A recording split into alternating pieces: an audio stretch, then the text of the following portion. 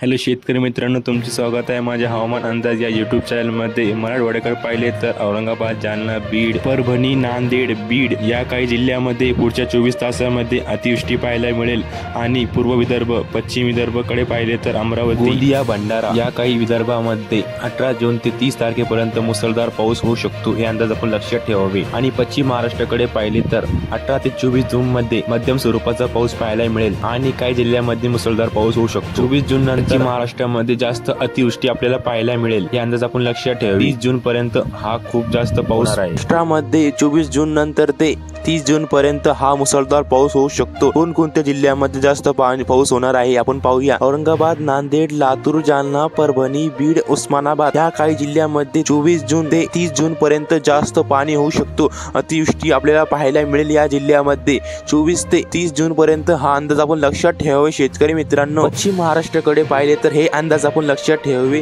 24 जून ते 30 जून पर्यंत पण हाच अंदाज कोल्हापूर, सांगली, सातारा, नाशिक, अहमदनगर, सोलापूर, पूर्व विदर्भ, पश्चिम विदर्भ, पूर्व महाराष्ट्र, पश्चिम महाराष्ट्र हे अंदाज आपण लक्षात ठेवावे। विदर्भाकडे पाहिले तर 18 जून ते 30 जून पर्यंत मुसळधार पाऊस होऊ शकतो।